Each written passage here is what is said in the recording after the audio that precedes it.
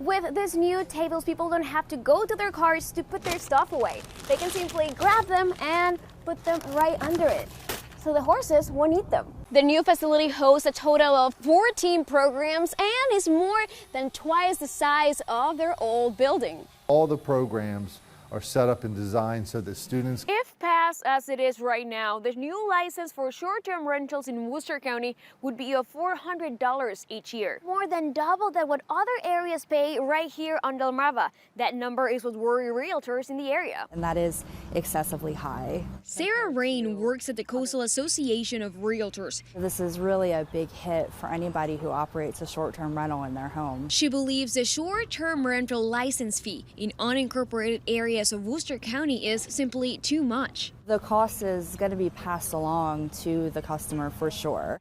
Property owners who want to rent their homes or condos for less than 28 days will have to pay an annual fee of $400 per unit. By comparison, Salisbury's is around $120, and generally you'd see an average cost of about $150. So as you can see, this is excessive.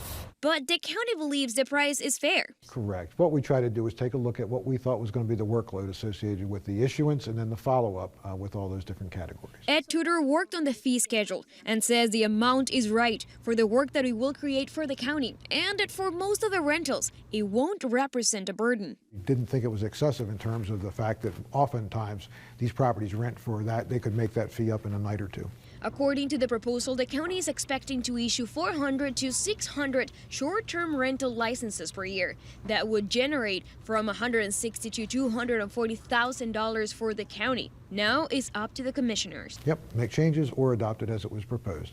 And then we'll be ready to roll on January 1st. Establishing fees for short-term rentals in Worcester County. Steve, in the short time I spent with the workers today, they fixed 4 potholes in the eastern area alone. Taking a look now from our road cam, we're cruising on Route 50 right now, and as you can see, it's a very smooth ride. That's because SHA is not waiting. They're working hard now to keep potholes out of sight. Yeah. It's a tough job. Sometimes it's hard to come out. But someone has to do it. The hardest part's probably lugging the buckets around full of coal mix. They're anywhere from 40 to 60 pounds. SHA crews are working against the clock, fixing potholes across the eastern shore. Roll out of there. We really try to get a handle on it before, the weather starts getting nice, more traffic's out on the road, that type of thing. Driving up and down all day. We're always out and about on state roads, maintaining them. Finding the problematic spots. There's one over there in the intersection. It's right in the intersection. And fixing them. This one's in the big. They say this year has been particularly difficult. With the amount of rain we've had this year, it makes it 10 times worse. Causing issues on main and side roads. On your side roads, they can tend to get a little worse. There's more and more traffic on the side roads nowadays. That might be good, Terry. Hold it. That's why you'll see crews out now more than ever. Yeah, that's good. Keeping those potholes off the map. Back here on the road. And do we have power for our climbers for the inside? The 80-day countdown has started.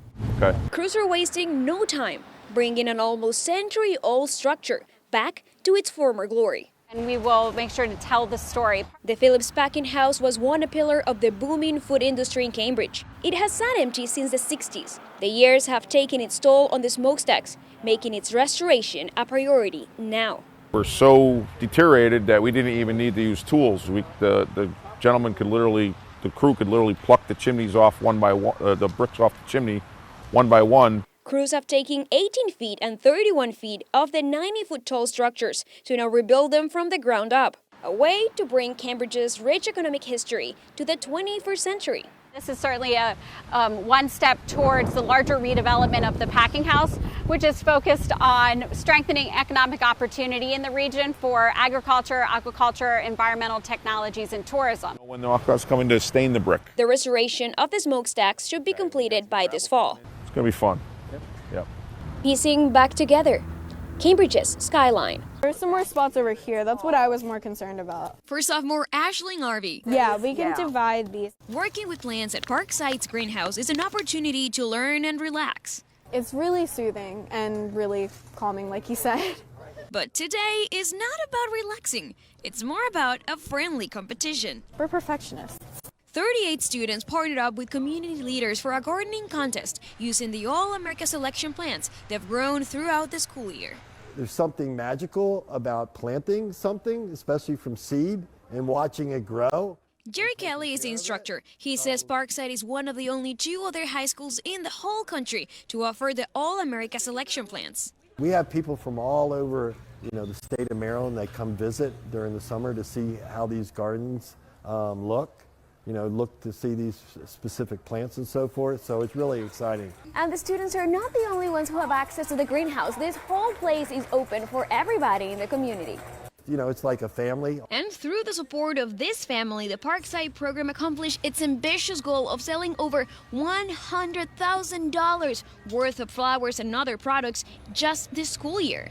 I think it's good. Motivating students like Ashling to dig deeper for bigger dreams. In Wacomico County, I'm proud of what we did. Isabel Sanchez, WBOC News. One by one. Private Samuel H. Bailey. Name by name. Private Johnny W. Baker. All of the 191 Wacomico County soldiers who lost their lives in the line of duty since World War I were honored during the traditional Memorial Day ceremony. A ceremony that touched the heart of many, like Linda Fry, whose husband earned a Purple Heart for his heroism in the Vietnam War. We all should remember whether you were for the war or not. Your loved ones were over there. Support them. And to continue to honor the memory of the brave men and women who gave the ultimate sacrifice, a new addition to the memorial, a chair for those who are now gone, but not forgotten. Exactly. A time to remember. David Stubb is a member of Brothers at Arms Motorcycle Club. So far, the club has placed 4 chairs in different war memorials across Delmarva. Today, they were pleased to see a large crowd supporting the fallen. It fills my heart up with joy that so many people are dedicated to remembering our vets. It really makes me feel proud. Proud of the legacy of the brave men and women of Wacomico County. Yeah, to remember all the ones and remember our veterans and ones who are still serving. Corporal Clarence H. Hoosier. Honoring the stories behind every name of those who gave everything for this country. In Salisbury, Isabel Sanchez, WBOC, Delmarva's news leader. And with more businesses opening all over the place, it makes it even more complicated for everybody. Sponsors say they don't know why hundreds of visas are getting denied this year. But regardless of the reason, this could have a serious impact in Ocean City's economy. Walking down the Ocean City boardwalk, you will see plenty of help wanted signs. We're really tight right now. Anna Dolly runs her family business. Today, you'll see her working behind the counter because there are not enough people to fill the positions. We've reduced our hours, which in turn has reduced our business. So May wasn't so great. It could have been a fantastic month, but we just weren't able to keep our stores open the hours that we needed to just because we simply don't have the staff.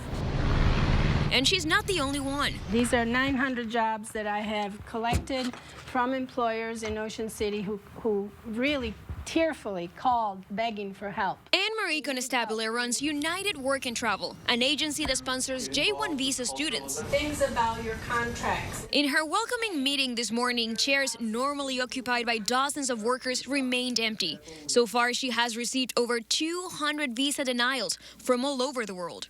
We don't have a lot of applicants because they don't want to waste their money to go and apply to be denied. The Ocean City Chamber of Commerce says they are aware of the problem. We're looking at some creative strategies moving forward to maybe work with a sister city.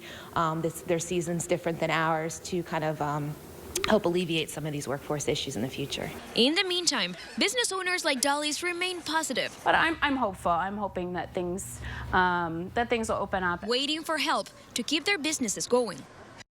Some business owners tell us they're still trying to hire local workers, but so far those applicants are not enough to fill all the positions that are open at this time.